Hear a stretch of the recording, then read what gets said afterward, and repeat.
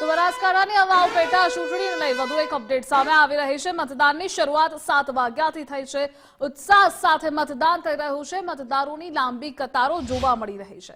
સ્વરૂપજી ઠાકોરના બિયોક ગામમાં મતદાન શરૂ થયું। મતદાનને લઈ તમામ મતદાન મથકો પર પોલીસનો ચુસ્ત બંદોબસ્ત પણ ગોઠવી દેવામાં આવ્યો છે। વાવ વિધાનસભાની પેટા ચૂંટણીને લઈને આજે મતદાન યોજાઈ રહ્યું છે। આજે 13 તારીખ છે અને 13 તારીખથી વહેલી સવારથી જ આપ દ્રશ્યોમાં જોઈ શકો છો કે જે ભાજપના ઉમેદવાર સ્વરૂપજી ઠાકોર છે તેમના બિયોક ગામમાં આજે વહેલી સવારથી જ મતદારો ઉમટી રહ્યા છે, મતદાન કરવા માટે અહીં ઉમટી રહ્યા છે। સ્વરૂપજીના જે ગામ છે ને ગામની અંદર વહેલી સવારથી જ શાળાની અંદર જે રીતે મતદારો ઉમટી રહ્યા છે ત્યારે તંત્ર દ્વારા તમામ તૈયારીઓ પણ કરી દેવામાં આવી છે। મતદારો શાંતિપૂર્વક માહોલમાં અહીં મતદાન કરી શકે તેના માટે તમામ પ્રકારની તૈયારીઓ કરવામાં આવી રહી છે।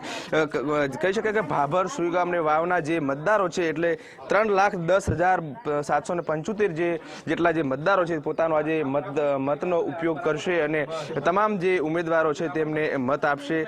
સુરક્ષા કર્મીઓની વાત કરવામાં આવે તો 1500 જેટલા સુરક્ષા કર્મીઓ અહીં ગોઠવવામાં, જેમાં 4 ડીવાયએસપી, 8 પીઆઈ અને 30 પીએસઆઈ સહિત પોલીસ કર્મીઓ અહીં ગોઠવવામાં આવ્યા છે અને 97 જેટલા જે સંવેદનશીલ મતદારો છે ત્યાં પોલીસ ચુસ્ત બંદોબસ્ત ગોઠવવામાં આવ્યો છે અને આવી રીતે આજે વહેલી સવારથી જ કહી શકાય કે મતદાન શરૂ થયું છે અને પોતાનો જે ઉમેદવાર ચૂંટવા માટે મતદાન યોજી રહ્યા છે।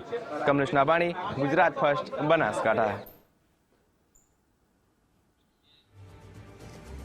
તો વાવમાં પેટા ચૂંટણીનો આ જંગ છે, પટ વિકાસની આ લડાઈ છે। રાજનીતિમાં પણ ખળભળાટ મચેલો હતો। આક્ષેપો પ્રતિ આક્ષેપો જે રાજનીતિ ગરવાઈ હતી તેને લઈ, પરંતુ આજનો આ દિવસ મહત્વનો છે કારણ કે આજે મતદારો મતદાન કરી રહ્યા છે અને ઉમેદવારો પોતાના નક્કી કરશે।